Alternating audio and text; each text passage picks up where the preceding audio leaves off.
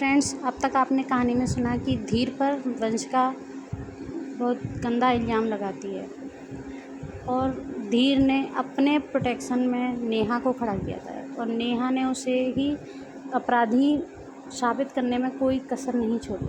आगे नन्ही क्या कदम उठाएगी, धीर क्या नन्ही पे विश्वास कर पाएगा, इन सभी बातों के जवाब के लिए चलिए बढ़ते हैं कहानी में आगे। लेकिन अगर अभी तक आपने हमारे चैनल को सब्सक्राइब नहीं किया तो सब्सक्राइब कर लें, बेल आइकन प्रेस कर लें, जिससे कि आपको आने वाले न्यू एपिसोड का नोटिफिकेशन मिल सके। नन्ही से अब बर्दाश्त नहीं हुआ, वो नेहा को डपटते हुए बोली, नेहा यू शट अप, मैं खुद इस मामले को हैंडल करूँगी, तुम बात संभालने के बजाय बिगाड़ रही हो। नेहा को नन्ही का इतने सारे लोगों के सामने खुद पर चिल्लाना बर्दाश्त नहीं हुआ और वो घायल शेरनी की तरह दहाड़ी। तुम शायद भूल रही हो नन्ही कि धीर ने मुझे यहाँ अपने गार्जियन की हैसियत से अपनी साइड लेने के लिए बुलाया है। वो तुम्हें अपना गार्जियन नहीं मानता है, फिर तुम किस हक से इस मामले में टांग अड़ा रही हो। उसने नन्ही के ईगो पर वार करने की कोशिश की। वैसे तो मैं गर्ल्स विंग की सब कोऑर्डिनेटर भी हूँ, तो मामले की तफ्तीश करना मेरा अधिकार है, पर आज मैं मिस्टर मल्होत्रा की गैर हाजिरी में यहाँ उनकी तरफ से इस मामले में अपना पक्ष रखूँगी। मैं मिसेज मल्होत्रा होने की हैसियत से दोनों बच्चों से कुछ सवाल करना चाहती हूँ। नन्ही ने जिस कॉन्फिडेंस और कटखसक से अपने आप को मिसेस मल्होत्रा कहा, आरती का मन किया कि वो उसके गाल चूमे। तपन पूरे वाक़ये की रिकॉर्डिंग कर रहा था। उसने फ़ौरन वो क्लिप रजनीश को भेज दी और नेहा तो नन्ही का कॉन्फिडेंट और थसक देखकर सहम ही गई। वो दुम दबाकर एक तरफ खड़ी हो गई और नन्ही की छानबीन देखने लगी। नन्ही ने 2 मिनट के लिए आंखें बंद की और सोचने लगी, धीर से बात करना बेकार है, वो मुझे एक भी जवाब सीधा नहीं देगा। वंशिका से शुरू करती हूँ। तो वंशिका बेटा, तुम ऑडिटोरियम में चलता प्रोग्राम छोड़कर ऊपर क्लासरूम में क्या करने गई थी? नन्ही का सीधा सवाल सुनकर वंशिका पहले तो थोड़ा घबराई, फिर एकदम तपाक से बोली, मुझे धीर ने ऊपर क्लास में मिलने को बुलाया था। उसकी बात सुनकर धीर भड़क गया, मैंने इसे नहीं बुलाया था, ये सरासर झूठ बोल रही है। आप लोग मेरा विश्वास कीजिए, मुझे धीर ने लेटर देकर ऊपर आने को कहा था। वो लेटर? हाँ, ये रहा। उसने अपनी साड़ी में बंधा लेटर हवा में लहरा दिया। उसके पास अपना लेटर देखकर जितना हैरान धीर हो गया, उतनी ही शॉक्ड गीत भी हो गई। ये तो धीर ने मुझे दिया था, पर यह वंशिका के पास पहुंचा कैसे? नन्ही ने खत वंशिका के हाथ से ले लिया और उलट पलट कर देखने लगी। धीर, ये लेटर तुमने ही लिखा है? नन्ही के सवाल पर धीर भनभना गया, लगता है ये मुझे फंसाने की कोशिश कर रही है। जवाब दो धीर, वैसे हैंड राइटिंग से तो ये तुम्हारा लिखा लग रहा है। नन्ही की बात पर उसने बस हाँ में गर्दन हिला दी। पर मैंने ये वंशिका को नहीं, गीत को दिया था। धीर ने नज़रें झुकाकर जवाब दिया। वो गीत को इन सब में घसीटना नहीं चाहता था। नन्ही के चेहरे पर हल्की सी मुस्कान तैर गई। गीत? क्या धीर सच कह रहा है? जी मैम, धीर ने ये लेटर मुझे ही दिया था। गीत ने सच बोल दिया। आप सभी की जानकारी के लिए मैं बता दूं कि मैंने भी ये लेटर गीत के हाथों में ही देखा था। जब ग्रुप फ़ोटोज़ हो रहे थे तब गीत लगातार ये लेटर हाथ में पकड़े हुई थी। नन्ही ने प्रूफ के तौर पर सबको ग्रुप फ़ोटोज़ चेक कराए, जिसमें लेटर गीत के हाथ में चमक रहा था। नन्ही फिर गीत की तरफ मुखातिब हुई, अब तुम मुझे बताओ कि लेटर वंशिका के हाथ में कैसे पहुंचा? गीत खुद इसी बात को लेकर परेशान थी, लेकिन दिमाग पर जोर डालने के बाद उसे याद आ गया। हाँ मैम, याद आया। मैं धीर से मिलने ऊपर जा ही रही थी कि वंशिका मेरे पास आई और मुझे वापस अंदर खींचने लगी। कहाँ जा रही हो मिस फेयरवेल पार्टी छोड़कर? वंशिका ने उसे अंदर खींचते हुए कहा था। वो वंशी, मैं बस थोड़ी देर में आई। धीर ने मुझे 10 मिनट के लिए ऊपर बुलाया है, वो शायद मुझे कुछ बताना चाहता है। गीत के गाल शर्म से गुलाबी हो रहे थे। आय है गुलाबो, कैसे बुलाया तुझे? फ़ोन तो आज बैन है स्कूल में, वंशिका से छेड़ते हुए बोली थी। ये लेटर दिया था उसने अभी स्टेज पर। गीत ने उसे लेटर दिखा दिया था। वंशिका लेटर पढ़ने लगी और फिर फोल्ड करके साड़ी में बांधते हुए बोली, सुन, पहले स्टेज पर जा, कुकरेजा सर तुझे बुला रहे हैं। अगर 2-3 बार तेरा नाम अनाउंस हो गया तो सबको पता चल जाएगा कि तू यहाँ से गायब है। गीत उसकी बात सुनकर डर गई और वापस हॉल में घुस गई थी। मैम, मुझे याद आ रहा है अब कि वंशिका ने पढ़ने के बाद मुझे लेटर वापस नहीं दिया। गीत को अब जाकर समझ में आया कि लेटर कब वंशिका के पास पहुँच गया। नन्ही अब खुलकर मुस्कुराने लगी। तो ये बात तो क्लियर हो चुकी है कि धीर ने वंशिका को कभी बुलाया ही नहीं था, बल्कि वंशिका खुद गीत से झूठ बोलकर उसके बदले ऊपर गई। अब ऊपर कमरे में पहुंचकर धीर ने क्या सच में कुछ गलत किया या वंशिका ये भी झूठ बोल रही है? इसका पता हमें सीसीटीवी फुटेज में देखकर पता चल जाएगा। नन्ही के मुंह से सीसीटीवी का नाम सुनकर वंशिका का चेहरा एकदम स्याह पड़ गया। सीसीटीवी? पर वो तो सिर्फ कॉरिडोर में लगे हैं ना मैम। क्लासरूम के अंदर की बात बाहर के कमरे में कैसे पता चलेगी? वंशिका सकपकाने लगी थी। इसका कॉन्फिडेंस अब कपूर की तरह गायब हो गया। क्योंकि बेटा जी, अपने स्कूल में अगले हफ्ते से बोर्ड एग्ज़ाम शुरू होने वाले हैं और नए नियमों के अनुसार हर क्लास में भी सीसीटीवी अनिवार्य कर दिए गए हैं। लास्ट संडे ही हर क्लास में लगवाए गए हैं नए कैमरे।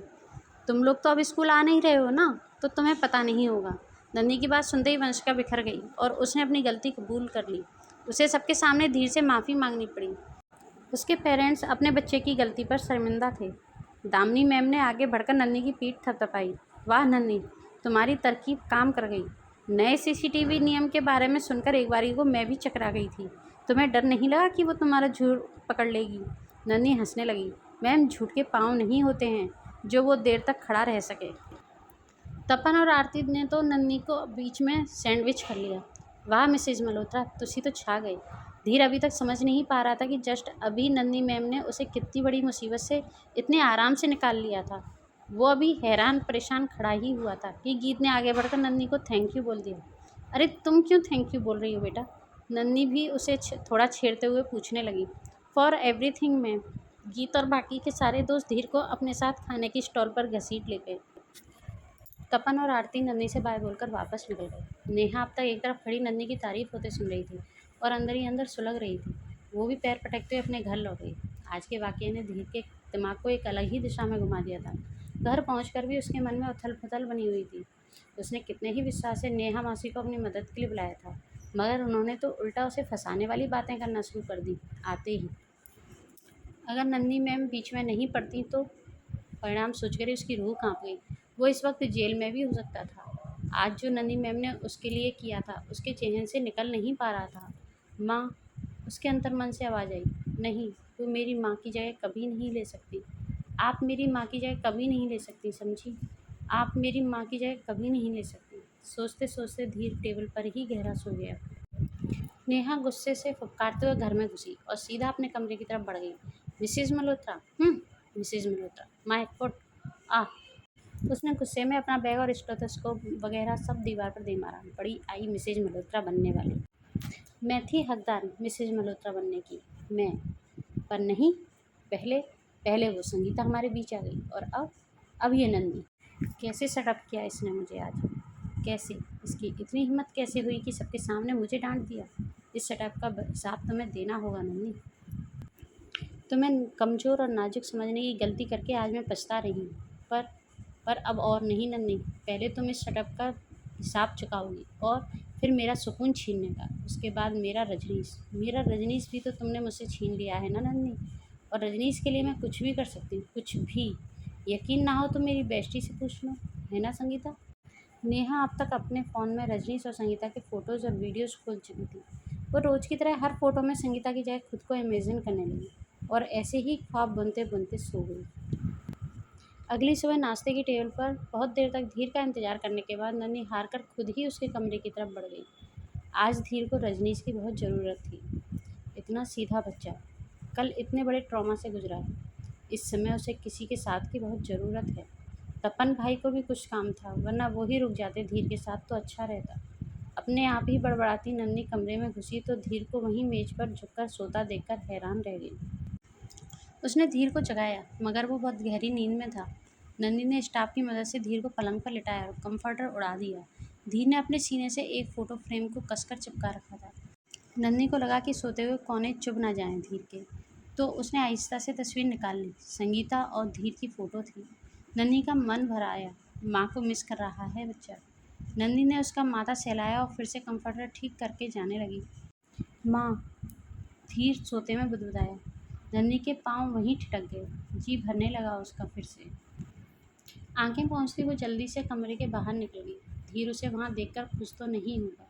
धीर की आंखें खुलीं तो अपने माथे पर किसी की छुअन का एहसास अभी भी मौजूद था। उसे महसूस हुआ जैसे अभी अभी संगीता वहाँ थी। उसे अपने साथ संगीता का होने का आभास हो रहा था। माँ, आप अभी थी ना मेरे पास? वो संगीता की फ़ोटो उठाकर फिर से बातें करने लगा और नन्ही पर्दे की ओर से उसके चेहरे पर मुस्कान देखकर संतुष्ट हो गई और वापस रसोई की तरफ चल दी। थोड़ी देर में ही सुधाजी धीर का नाश्ता लेकर अंदर आ गई। धीर से इधर उधर की बातें करते हुए उन्होंने उसे अच्छे से नाश्ता कराया और फिर खाली प्लेट रसोई में रखते हुए बोली, देख ले नन्ही, पूरी प्लेट ख़त्म करा दी मैंने, अब तो खुश है ना तू? नन्ही ने मुस्कुराते हुए उन्हें थैंक यू बोला और फिर खीर बनाने लगी। उसने पता किया था कि धीर को संगीता के हाथ की खीर बहुत पसंद थी। आज धीर ने पढ़ाई से पूरे दिन का ब्रेक लिया था। कल वंशिका ने जो किया उससे उबरना ज़रूरी था पहले। थोड़ी देर में ही धीर का पूरा फ्रेंड सर्कल वहाँ इकट्ठा था। सबने साथ में धीर को ग्रुप हग दिया और बैठकर वंशिका के बारे में बात करने लगे। वंशिका पहले दिन से उन सबकी अच्छी दोस्त रही थी। वो एक दिन ऐसा करेगी उन लोगों ने सपने में भी नहीं सोचा था।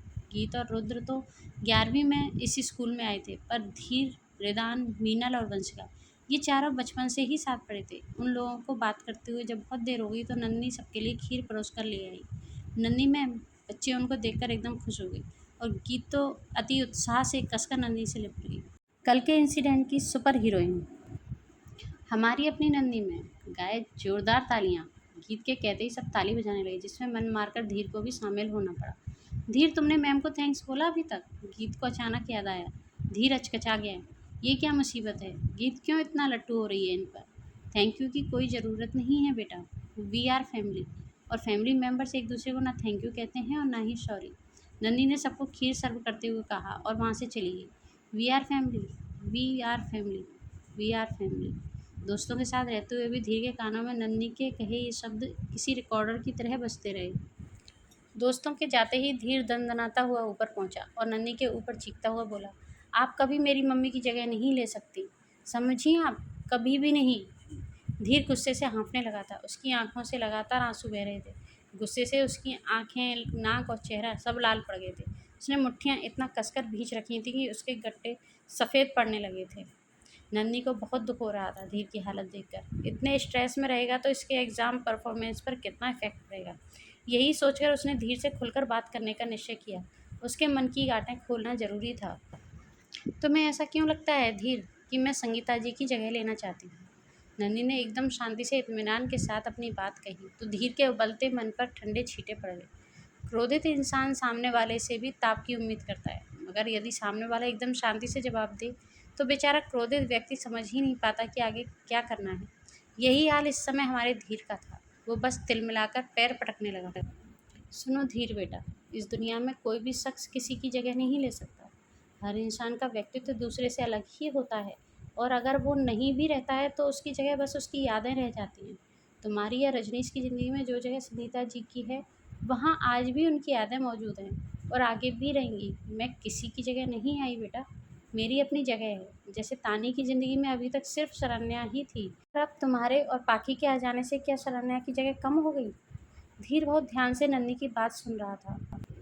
नन्ही ने उसके बदलते भाव को समझा और अपनी बातों का असर होते देख आगे बोली, नहीं ना, या तानी को टिंगू का लाड़ करते हुए तुम्हारी ज़िंदगी में पाखी की वैल्यू कुछ कम हो गई?